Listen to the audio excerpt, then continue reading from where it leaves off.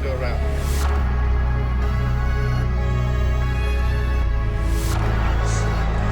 Frazier is more vulnerable in the first round, and Muhammad Ali knows that.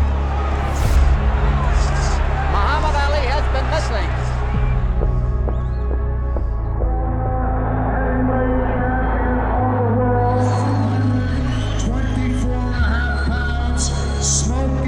Joe Frazier, former heavyweight champion of the world, 224 George Foreman.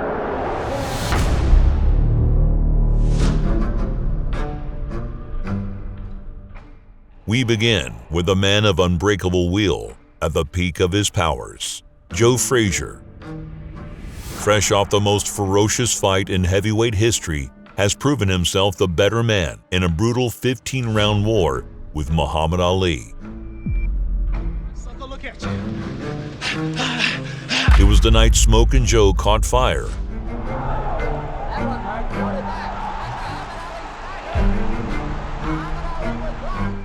And lit up the greatest of all time. And now we're ready. Hundreds of millions are seeing this bout around the world. Red trunk, Joe Frazier. In the green trunk, they appear very light. Those are hard jabs and a good right cross. But that jab didn't miss. Muhammad Ali has been missing. The Muhammad Ali that we remember of 3.5 years ago was a dancer. He's not dancing tonight.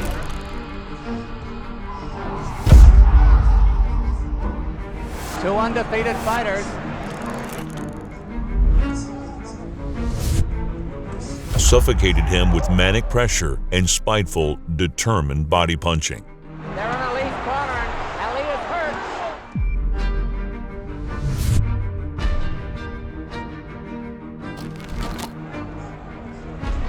Oh, wicked left hook. And another. That one hurt. So did that. Muhammad Ali was robbed. He's holding on desperately. Muhammad Ali in real trouble.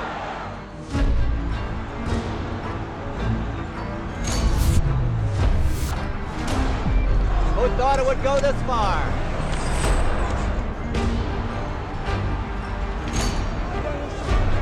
Frazier talks to him again there.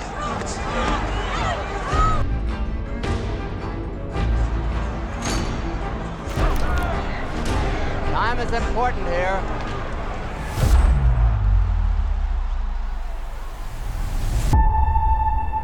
As champion, Joe takes a couple of tune-up fights, public demolitions of men more brave than skilled.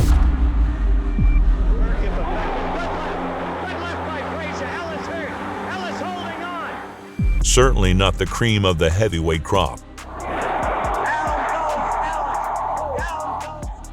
War was all Joe knew, and all he wanted, because he thought, with good cause, that no man alive could go to war with him and win.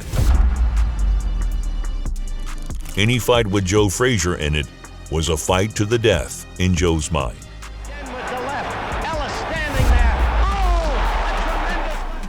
With Ali defeated, it looked like Joe was closing an iron left hand around the heavyweight division.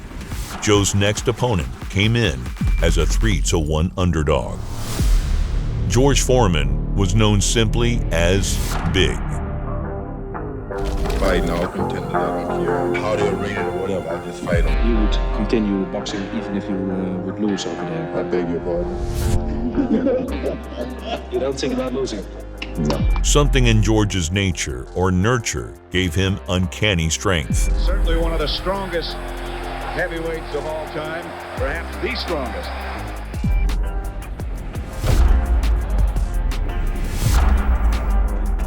As a kid, he used it the best way he knew how. He mugged people. Growing up in Houston's notorious Fifth Ward, with barely enough food to fuel his massive frame, George grew into the neighborhood Debo, taking what he wanted because nobody could physically stop him. George Foreman recognized that life only led to prison or the morgue. so a teenage George enlists in the Job Corps. I'm pretty much on the right road. I've learned to set goals, and the Job Corps is a helpful program for me. There, he meets a man who took one look at him and thought he'd found a future heavyweight champion. All it took was one round on the heavy bag. Boo, boo, he would go and so forth. We heard this over and over and over. One round to see and feel and hear that George Foreman was gifted. Foreman hitting the heavy bag is one of the more prodigious sights I've had in my life. It seems to me that of all the people I've seen hitting heavy bags, including Sonny Liston, no one ever hit it the way Foreman did. Big George has his amateur debut in January of 1967. By 1968, he's knocked out 3 heavyweights en route to winning a gold medal. And a right and a left again. George Foreman, thus far, impressive. Instructor at a job training center in Pleasanton. Oh, he caught him with a right and then a follow-up left. Oh, another. And the Russian is holding on and he is staggering. Oh, the Russian is being beaten all over the ring. Now we'll see whether or not the experience of the Soviet fighter shows if he can stay out of trouble and start to get to Foreman. But he is aggressive as can be, as you can see. Oh, left, right first, then a left, then another right. Foreman is just utterly fearless, willing to take a punch and do the kind of damage that you're watching him do. Soviet fighter is moving away. He is holding on. He appears to this reporter to have had enough. The fight goes on. Number time for O'Connor.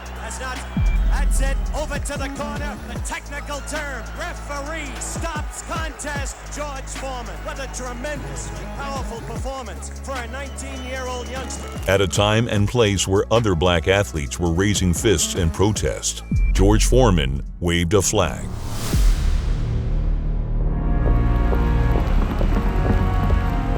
When he turned professional, George was placed in the hands of history. The head trainer was Archie Moore, the man with the most knockouts in history. Also trained by Sandy Sadler, with 104 KOs and one of the greatest ring cutters of all time. And finally, for a sparring partner, they brought in Sonny Liston. They taught Foreman to make the most of his massive gifts. They taught him to keep his palms out to parry jabs and to duck under the hooks that came around them. They taught him to impose his size and strength, to control the geometry of the ring and herd his opponents into the ropes where they had nowhere left to run. But none of those great champions and brilliant boxing minds taught George Foreman what made him great. Because if you could teach a man to hit this hard,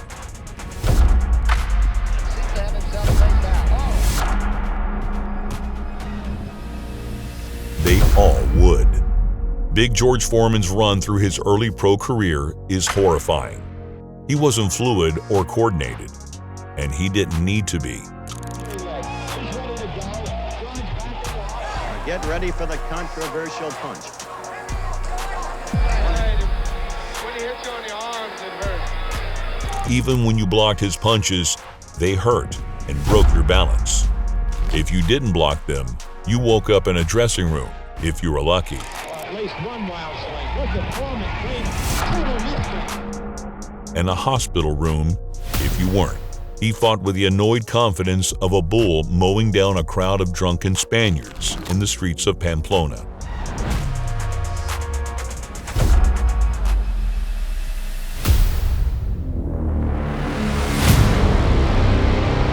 By January of 1973, Big George is 24 years old with 37 KOs in 37 fights. For the first time since squaring up with Sonny Liston in sparring, George Foreman was genuinely afraid. He saw what Joe did to Ali for those 15 hellish rounds in 1971. George Foreman trained like it. On the other hand, Joe regarded George as another big man with a big punch. Joe had spent a career breaking down bigger men and drowning them in the late rounds. Not that Frazier took him lightly. Joe was dedicated to the point he trained like a madman, whether he was fighting a champ or a chump. The pair meet in Kingston, Jamaica. Even in the pre-fight stare-down, there was not an ounce of fear on the face of Joe Frazier. The bell rings. and Smokin' Joe leaps in with his signature left hook. Frazier settles into his unique defensive rhythm, bobbing and ducking on the front foot, using his signature cross guard. Big George uses his open palms to shove Joe's squared-up shoulders. Joe Frazier was not a fighter given to giving ground. Inch by torturous inch, Joe Frazier was forcefully shoved into a corner. Foreman lands a vicious combination before Joe can fight his way out to space, turning the tables and putting George on the ropes. Big George just shoves his way out. Every time Joe tried to get low, George would shove him back, break his balance, and force him upright. Joe's habit of dipping his head straight down became a tell for the most powerful uppercut in heavyweight history. I think he hurt Joe Frazier. I think Joe is hurt. Ali's trainer right next to me is saying it. You may hear him. Down goes Frazier. Down goes Frazier. And Foreman is as poised as can be. We have a minute left in this first round, and already this fight is proving out what some have expected. Frazier settles into the ropes because his legs and brain are no longer on speaking terms. Frazier is dazed. He is getting hit again and again and again. He wings the left hook and tries ducking around Foreman's ponderous haymakers. And he ducks again from that uppercut from hell once more. Foreman is going about his job. Foreman is all over Joe Frazier. Frazier is down again. Joe comes out bobbing and once more is hurled backward by the sheer torque of George Foreman's raw power. Now the round is about to end.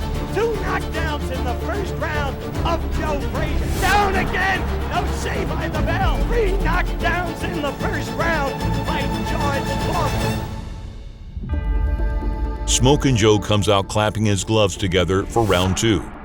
Within seconds, Joe is shoved into the corner as Big George opens up on him. A caution from Arthur Mercani. Oh, he is all over Frazier again. Joe saw a way out and tried to get away, but didn't see the cinder block of a right hand coming over his shoulder. He is down. He is down for the 4th time in the fight. George Foreman is doing to Joe Frazier what he did as a 19-year-old to a veteran Russian. Left hook, right hand, and down goes Frazier. Another. Frazier is down for the 5th time. Still, Joe rises, sagging into the ropes where Foreman knocks him off balance before lifting Joe off his feet with a final crushing hook. Joe Frazier, still in a fight to the death in his own mind, gets up, only for the fight to be mercifully waved off by the ref. Angie Dundee is screaming, "Stop it! It is over! It is over! George Foreman is the heavyweight champion of the world!" They're carrying George Foreman on their shoulders right out of the ring. The intervening years between their first and second fights each included legendary losses to the man they called the greatest. Joe Frazier absorbs a life-altering amount of punishment. Foreman in Zaire and Frazier in Manila. Each came out broken in their own way. Big George took time off and came back with an embarrassing 5-fight in 1-night exhibition. There went, from that right, Jerry Judge went down. Oh, what a left by George Foreman. Little Terry Daniels, little at 195, next to the 232-pound Foreman. You see him staggering, he's ready to go. Oh, that left. And you heard the champion. Went through the ropes. He's in desperate trouble. Only to regain his fearsome reputation in a fierce war with Ron Lyle. By the night of the second fight, Joe Frazier is an aging great, fighting a style that doesn't age well. He's been going blind in one eye for years. Smokin' Joe felt the need to change something. And so, in a snap decision, he shaved his head in the dressing room. For the first time in his career, Joe Frazier doesn't go directly after his opponent.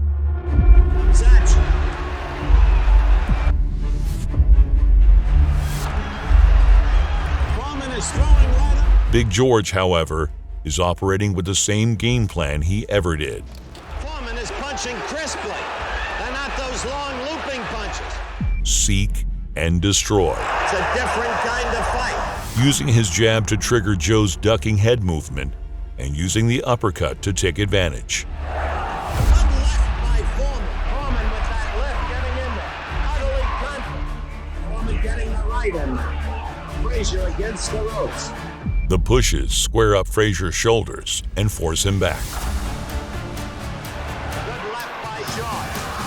Foreman missing with his right. Joe Frazier focused on his defense and lateral movement, betting that the big man would grow tired over the course of a long fight. The problem was, Frazier's short reach meant he could only really hit George if he was right on top of him.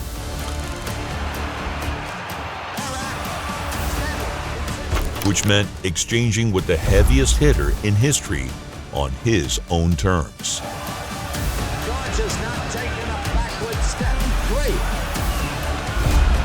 3. These weren't exchanges Joe Frazier could win with a fresh George Foreman. But even fighting his tactical plan B, Smokin' Joe was finding his counter left hook in exchanges. Foreman with that left getting in there. Good answering left hook. Joe focuses on his head movement and footwork, and while he wasn't winning rounds, he was having his moments and staying alive. Frazier pushing off to get punching room. Joe decides to take his stand in the 5th, too brave for his own good. Foreman still punching well. Standing up to George Foreman is like standing up to a steamroller. He gets pushed back to the ropes, where George just keeps swinging until he lands on something solid. He maintains his perfect distance to keep Smokin' Joe on the end of his punches. Round 5. Until a left hook finally drops boxing's greatest left hooker. Frazier's hit again. One right. Frazier down. Big George swarms and lifts Joe off his feet one last time. Tonight.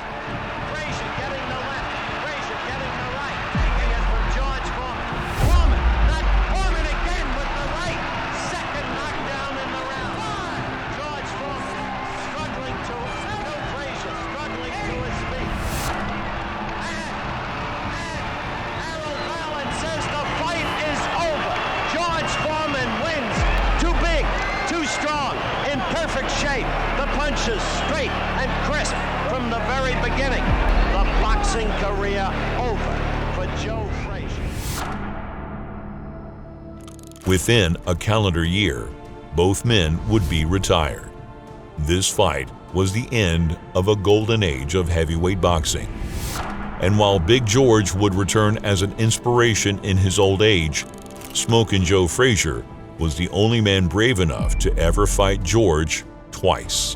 While Joe was giving up size and power, it was his unyielding courage that helped make his era the high point of heavyweight boxing.